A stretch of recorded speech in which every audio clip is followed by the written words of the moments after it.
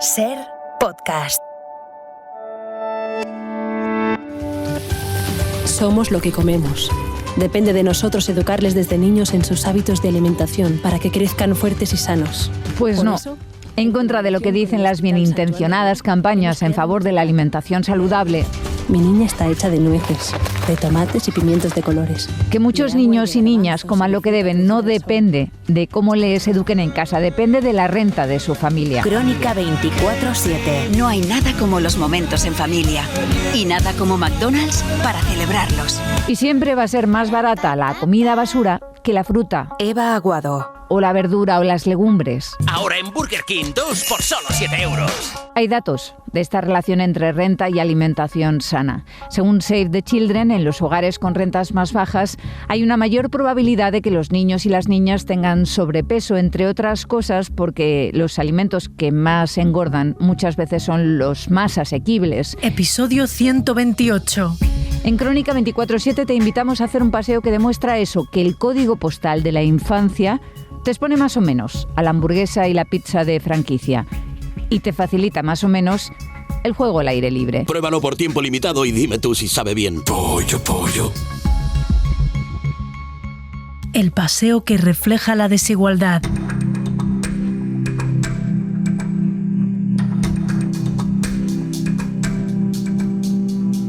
En Puente de Vallecas el salario medio mensual es de 1.300 euros. Allí viven 240.000 personas, entre ellas Elsa, su marido y sus 3 hijos, Mireia, Pablo y... Tiago Sinache Alves dos Santos. Y Tiago Sinache. Por Adrián del Pozo. Les hemos acompañado desde la salida del cole hasta su casa. Van dando un paseo. De camino, casi todos los locales son iguales. Pues acabamos de pasar por el McDonald's. En la acera de enfrente, literalmente, tenemos el Burger King, que es donde muchos amigos de Tiago pues celebran todos los cumpleaños. Y si seguimos la calle a menos de 50 metros, tenemos el Kentucky, a continuación el Popeye, un poquito más arriba las 2 pizzerías. Es decir, que no caminamos ni 5 minutos y lo tenemos todo. Comida rápida y barata, por todas partes. Dejamos un momento a Elsa y a sus hijos. Nos montamos en el metro de Madrid. Próxima estación, Las Tablas. Un transbordo, 1 hora y 22 paradas después, llegamos a Las Tablas. Salario medio, 2.800 euros, 1.500 euros más que en Vallecas. Allí viven Miriam, su marido y sus 2 hijos, Mateo y Gonzalo. Hay un burger y aquí McDonald's hay 2. En Las Tablas, o sea que realmente no te encuentras a lo mejor comparándolo con Carabanchel, que te encuentras más a mano sitios de comida rápida, no. En ese caso sí que hay un mogollón de pastelerías, eso también te lo digo. También les acompañamos desde la salida del colegio hasta su casa. Ellos van en coche. ¿Alguien quiere un zumo? Sí, yo. Vale. Yo también. Zumo de piña, ¿vale? Trae. Yo cojo el coche porque andar con los niños, realmente andando son 10 minutos a paso ligero, que es un paseo muy agradable. ¿Qué me dices? ¿Porque está caliente? Pues muévelo un poco. Es un paseo agradable, pero con los niños tardaríamos 20. Pero a lo mejor lo coges un poco más. Sí, puede ser. Pues hijo, te has tomado la mitad, no está mal. Toma. ¿No quieres? Pues no tomes más. Hagamos como que hacemos a la vez estos 2 viajes, estas 2 vueltas a casa.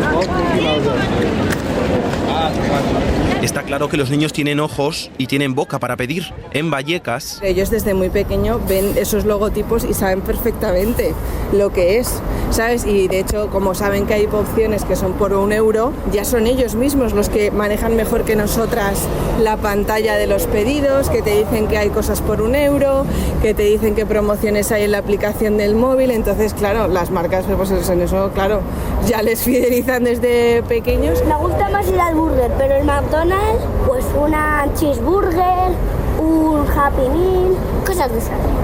En este barrio, comida rápida hay mucha, no, bastante. La verdad es que en el restaurante que más me gusta es pollo. Los hijos de Miriam también piden, pero en Las Tablas ven menos estímulos y los que tienen son otra cosa. Esta es la pastelería que hay, que es donde venimos alguna vez de premio. Y una cosa que, chicos, que os gusta a vosotros, que hay por aquí, que vamos a pasar. Heladería. Eso. Los horarios tampoco ayudan a que los niños coman bien, coman sano. Porque no dejamos de ser un barrio obrero en el que todos trabajamos que la conciliación es muy difícil y que los padres ya una vez que llegan a casa a las 7 de la tarde lo que menos se ponen a pensar es si en el niño ha hecho deporte y cómo ha comido. Mira, lo primero que haya y cómo haya. Que lo más fácil es comprarte, si vienes corriendo del trabajo como nosotras, comprar un paquete de bollos que te cuesta 1,50, te vienen 6 unidades, les llena, encima les gusta, no te protestan. Miriam en las tablas también tiene que conciliar, también trabaja, aunque tiene más suerte con el horario. Porque yo les recojo, les dejo por la mañana y les puedo recoger, o sea, les puedo dejar y recoger, que es que son no antes no podía hacerlo. Entonces, claro, puedo pasar las tardes con ellos, puedo hacer cosas, puedo llevarles a los cumpleaños. Sí que es verdad que luego lo que es la rutina de pues, extraescolar de fútbol, los baños, los deberes, pues si hay que hacer alguna manualidad, alguna cosa, sí que te hace que a lo mejor, depende del día, pues no pienses tanto a lo mejor las cenas y tires por la vía rápida que puede ser pues hacer los típicos macarrones y sí, nos pasa a todos. Es que quien diga lo contrario miente. El barrio marca también el ejercicio que hacen los más pequeños de la casa. En Vallecas, él sabe que hay un claro problema con los parques. Eso sí que es verdad que tenemos la suerte de tener bastantes zonas de parques, pero más bien infantiles. O sea, la opción de 3 a 5 6 años está bien cubierta, pero ya a partir de esa edad digamos que no hay tanta opción. Al lado de mi casa ahí hay un parque enorme, entonces no me puedo quejar porque ese parque para mí es como vivir ahí. Sí que tenemos unas pistas que son públicas, pero quitando ese espacio que obviamente está masificado, pues no hay más cercanos, son todo parques infantiles. Parques pequeños y enfocados a los más pequeños. En las tablas, si algo tienen, son zonas verdes. Tenemos parques con tirolinas, como para niños más mayores y hay un montón. Porque normalmente, ya te digo, solemos entre semanas, así que... ¿Qué? ¿Cuál es tu parque favorito? Díselo a Adri. Es de la rueda, porque hay una rueda que gira mucho. Le decía a Gonzalo que ayer hablábamos que a él le gusta mucho el carril bici, porque yo corro y él va con su patín. Pero por la mañana, antes de elegir parque, en el patio del colegio también hay diferencias. Tanto los hijos de Elsa en Vallecas como los de Miriam en Las Tablas van a un colegio concertado. En Las Tablas... Son colegios muy grandes que tienen pues, muchos espacios, pues por ejemplo tienen un campo de baloncesto, pista de jugar al pádel, tenis, ¿no? Tiene piscina. Pero en Vallecas, como es obvio, no hay sitio para poner todas esas instalaciones. Eso sí, donde no hay espacio, surgen las ideas. Lunes bloques y compas, martes baloncesto, miércoles fútbol. Llegamos a las casas de las dos familias, suben a merendar y a prepararse para las extraescolares, ballet, fútbol, baloncesto. La vida sigue en los dos barrios. Los padres y las madres luchan en los dos barrios cada día por ver crecer a sus hijos lo más sanos posible. En Las Tablas, eso sí, es un poco más fácil que en Puente de Vallecas. ¿Cuál es la planta de la sabana que da más miedo? ¿Cuál? ¡Bambú!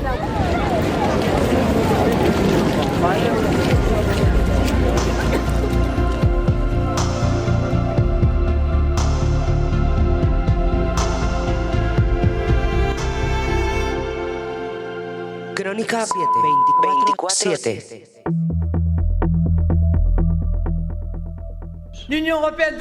La Unión Europea quiere promover el islamismo y el movimiento woke, mientras que nosotros queremos una Europa orgullosa de sus culturas milenarias y que permita a cada pueblo defender su propia identidad. Con ella, con Marine Le Pen, empezó todo. La Unión Europea quiere cada vez más inmigración y la desaparición de las fronteras. Le Pen y su formación populista, Reagrupamiento Nacional, han ganado las últimas elecciones europeas en Francia y, según todos los sondeos, van a repetir victoria. Y lo hace con un discurso contra la inmigración que le funciona también a la italiana Giorgia Meloni. Nosotros queremos y podemos construir una Unión Europea diferente y mejor que la actual. Como por ejemplo defender sus propias fronteras exteriores, en lugar de obligar a sus ciudadanos a acoger a masas de migrantes irregulares en contra de su voluntad. Y en Crónica 24/7 nos preguntamos por qué. ¿Por qué a la ultraderecha francesa, italiana o española le funciona convertir al migrante en amenaza? Más muros y menos moros de esos que no respetan a las mujeres. Cuando los datos dicen lo contrario, que solo un 5% de la población que vive en los 27 es población migrante, que estamos en uno de los años con menos llegadas de la última década, o que Europa, una de las zonas más envejecidas del planeta, necesita que lleguen más, muchos más migrantes.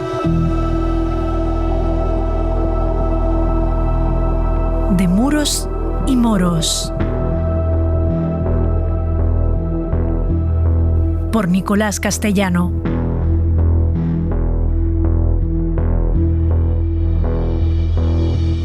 Politólogos, sociólogos, antropólogos, aquellas y aquellos que sí conocen la realidad de la población diversa europea, son muy pesimistas ante el actual enfoque político sobre los migrantes. A corto y medio plazo, nada cambiará, porque el uso político de la inmigración en el actual sistema europeo solo sirve para enmascarar, ocultar el fracaso social y político de la construcción europea. No hay ni Europa social ni Europa política.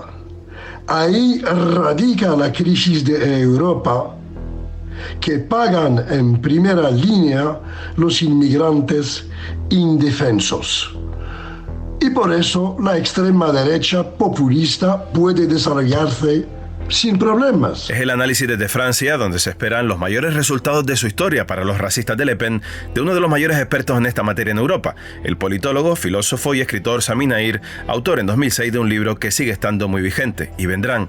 La imagen estereotipada y dopada por mentiras de la ultraderecha y la derecha dibujan la inmigración como un problema, como una supuesta invasión o como una amenaza para nuestra seguridad o estilo de vida, y no como lo que es en realidad, tan viejo como Adán y Eva. La realidad de las cifras no importa en un problema que está ya construido como un relato imaginario y fantasmal.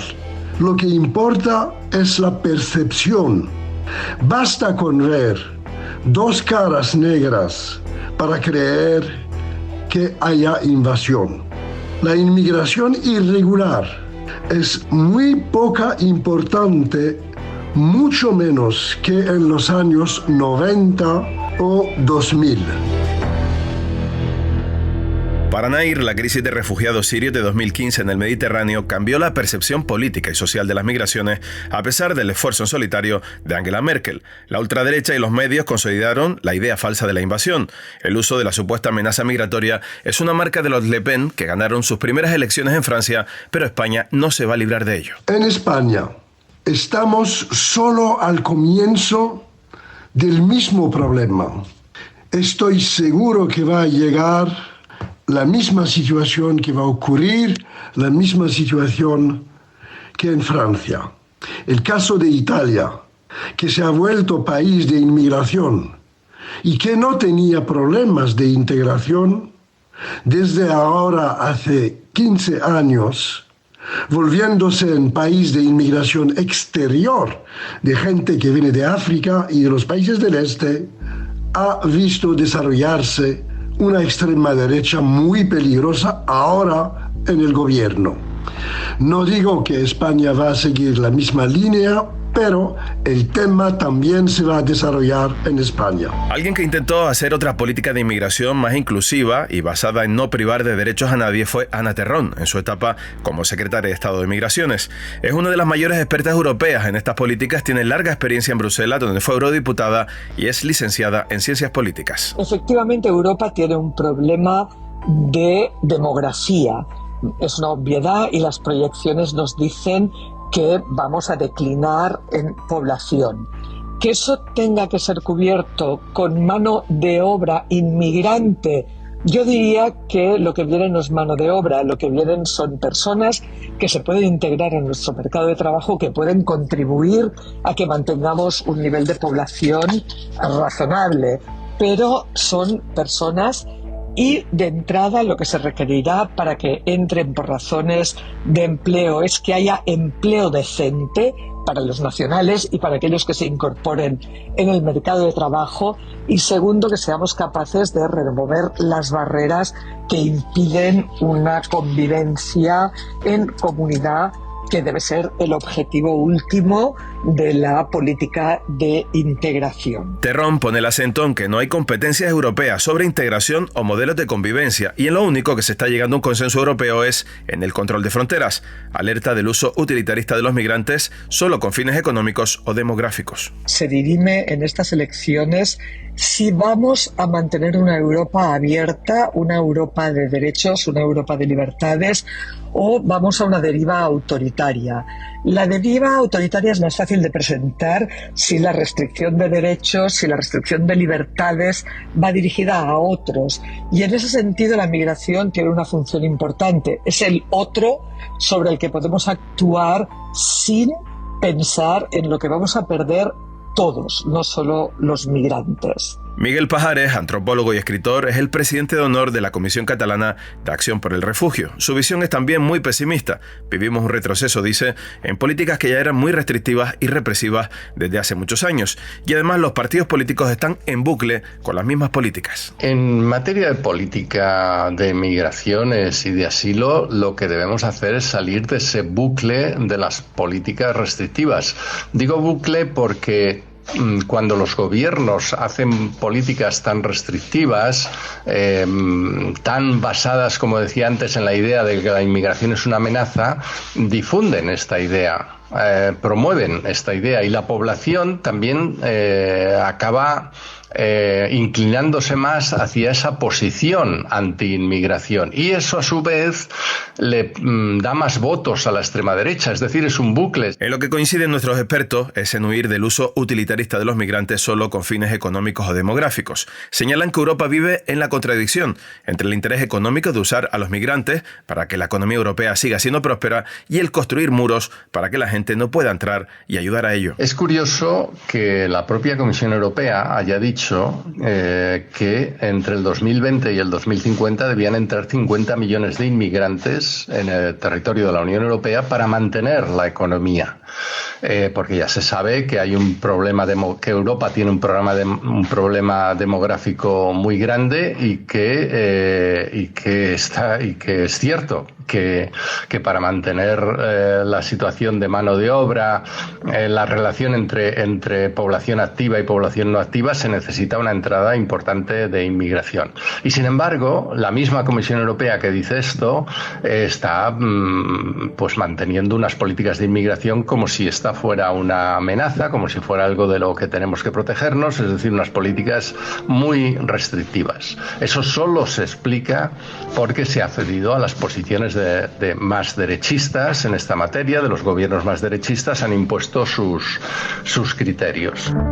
Gemma Piñol, experta en migraciones e interculturalidad y colaboradora del Consejo de Europa o de la Universidad Pompeu Fabra, rompe con datos el argumento falaz de la invasión por mar. Extrae el dato solo del año 2019. Llegaron 144.000 personas por la frontera sur de manera irregular y más de 3 millones por aeropuertos y se quedaron. Y el propio texto del pacto incluye el debate de que en la Unión Europea habían entrado en el año 2019 144.000 personas de manera irregular y 3 millones de personas por primera vez de manera regular. Esta distancia parecería que tendríamos que prestar especial atención a estos 3 millones de personas que se incorporan a las sociedades europeas y acompañarlas en el proceso. Y en cambio todos los instrumentos que propone el pacto tienen que ver con el control de esta cifra que nos llega a las 150.000. Es decir, hay una distorsión en el debate sobre la inmigración, de la gestión de la inmigración, que lo centra básicamente en el control de fronteras y sobre todo en las fronteras marítimas. Pide que cuando se hable sobre inmigración nos dejemos de debates estériles y advierte de un relato público criminalizador con muchos corresponsables, incluidos los medios de comunicación. Creo que no hay tanto un problema con las cifras como con la narrativa que las acompaña, ¿no? La llegada de personas de manera irregular en las fronteras de la Unión Europea tiene mucho que ver con personas que buscan protección internacional, con un mundo en el que existen cada vez más conflictos que afectan a la población civil y también, por otro lado, con la falta de vías regulares y seguras para acceder a los mercados de trabajo de la Unión Europea por parte de muchas personas extranjeras. Claro, cuando se hace tanto énfasis en una realidad que no es la mayoritaria, aquí la pregunta sería ¿por qué pasa esto? ¿Qué sucede? ¿Y por qué nos ha interesado centrar tanto el tema de la inmigración en la irregularidad. Como el resto de expertos, Piñol asegura que los datos reales pesan menos que los prejuicios criminalizadores. Un debate inflamado por la ultraderecha en un año, este 2024, en el que las llegadas han bajado. De hecho, hasta el 31 de mayo es uno de los años con menos llegadas por mar de la última década, pero se instrumentaliza mucho más allá de las cifras. La motivación principal no es basada en los números de llegada que en el 2024 han bajado, de hecho, ni en la necesidad de hablarlo por la violación sistemática de los derechos fundamentales de los migrantes, tanto en el interior del territorio europeo cuanto el exterior. La razón es porque los Estados miembros desde algunos años han decidido, de hecho, de instrumentalizar el tema migratorio por su campaña electoral. Sara Prestiani, investigadora italiana experta en migraciones y que trabaja en Bruselas con distintas organizaciones defendiendo políticas de derechos humanos frente a la radicalidad, exige a Europa que cumpla sus principios, como hizo acogiendo a los ucranianos, y dejarse de competir por qué país es más duro. Una actitud a ir más allá, siempre más lejos, en el violar los derechos fundamentales, en hacer la propuesta que sembran siempre más surrealista, que sea un acuerdo con Albania para extraterritorializar el asilo y la migración, un acuerdo con Ruanda como ha hecho Inglaterra, utilizar país tercero, devolver el mar. Bueno, olvidar lo que son los elementos fundantes de las instituciones europeas, la de democracia, el Estado de Derecho, y a instrumentalizar un fenómeno que tendría que ser tratado de una manera completamente distinta.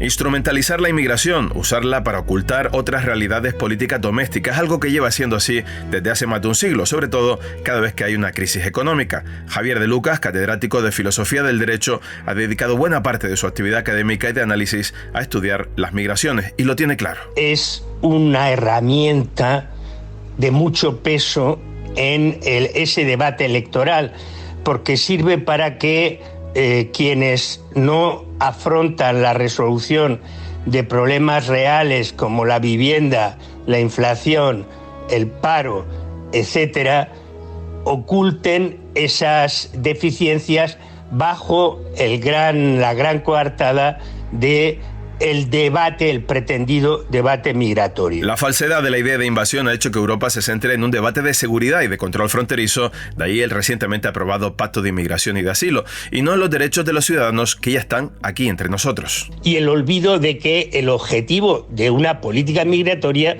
tiene que ser regular las condiciones de estancia de quienes están aquí, para evitar su clandestinidad y para evitar la explotación de la que no hablamos. Es decir, la llamada economía sumergida, que tiene cómplices, y esos cómplices no son las mafias. Las mafias se aprovechan del negocio que necesitan los cómplices que se benefician de esa explotación.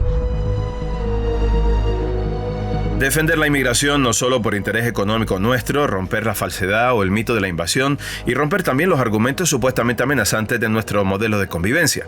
Las propuestas de los partidos hablan del menos del 1% de los migrantes que viven realmente en Europa, los irregulares, del resto poco o nada en sus propuestas para los próximos años.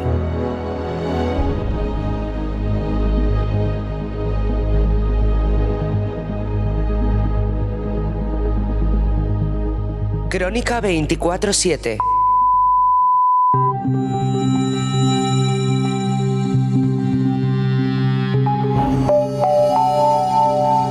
Próxima estación. Ya lo saben, es el sonido de la rutina para decenas de miles de pasajeros de metro o de cercanías cada día. Y también el sonido de la rutina laboral para muchos profesionales, para los maquinistas. Al subir y bajar del tren, les rogamos tengan cuidado para no introducir el pie entre el andén y el tren. Pero es un sonido que también de forma cada vez más habitual se interrumpe de golpe.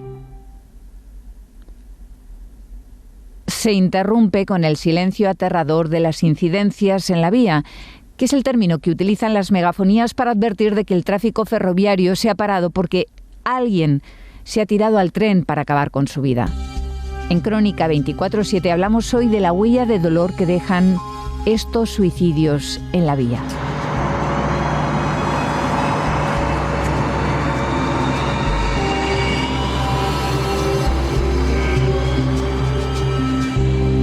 Otra huella de los suicidios.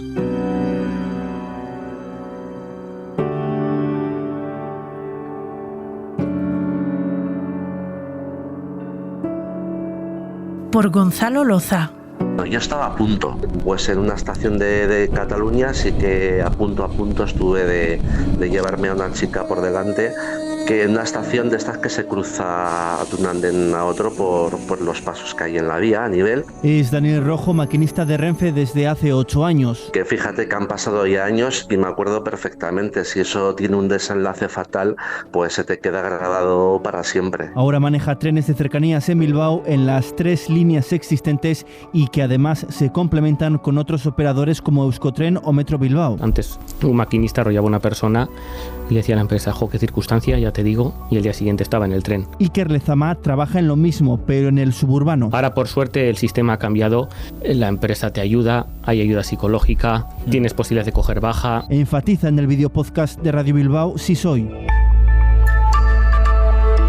Cuando sucede un arrollamiento hay una investigación, desde que se persona la autoridad en el sitio y levanta el correspondiente atestado, hasta la investigación que las propias empresas hacen, Es decir, al maquinista después del suceso se le toma declaración, que luego eso se puede aportar a las posibles investigaciones o procesos judiciales si proceden, ¿no?, que vengan detrás, y luego pues que el administrador de infraestructuras determine que todo estaba correcto desde ese punto de vista de la vía y de las instalaciones de seguridad, y que desde el punto de vista del material que se conduce pues estaba todo también correcto.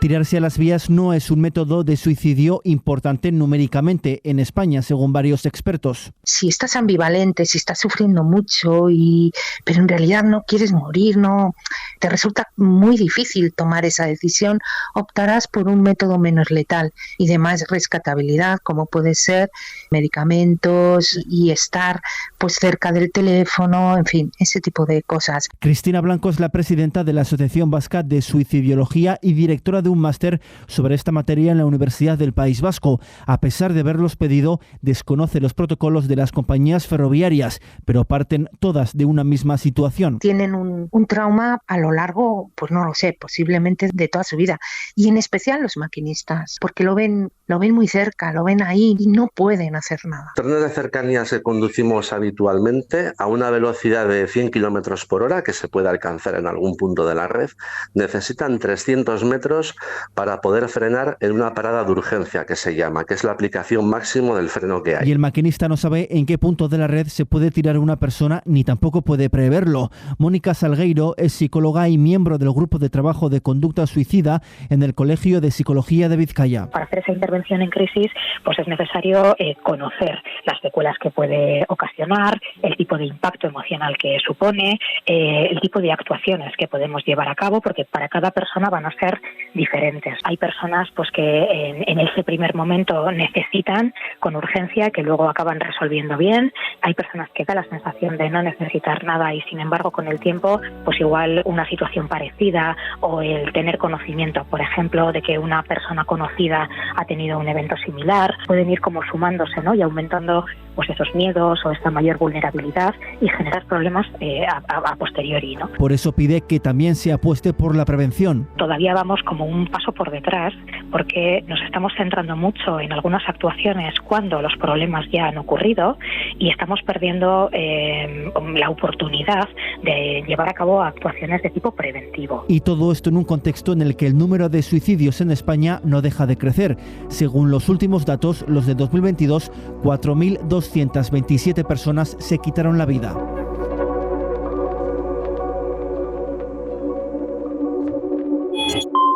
Crónica 24/7. Esto es Crónica 24/7, el podcast de reportajes de la cadena SER que cada semana busca y te ofrece testimonios, historias. En este barrio, comida rápida rápida hay mucha, no, bastante. Información Miradas. La Unión Europea habían entrado en el año 2019 144.000 personas de manera irregular y 3 millones de personas por primera vez de manera regular. Crónica 24/7 es una producción de Ser Podcast. Si estás ambivalente, si estás sufriendo mucho, pero en realidad no quieres morir, no te resulta muy difícil tomar esa decisión, optarás por un método menos letal y de más rescatabilidad, como puede ser medicamentos y estar pues cerca del teléfono, en fin, ese tipo de cosas. Dirección: Eva Aguado. Está en todas las plataformas. Suscríbete. Realización y diseño sonoro: Juan Aranaz. Disponible los sábados a las 10 de la mañana en la aplicación y la web de la cadena SER y en las principales plataformas. Cadena SER. La radio.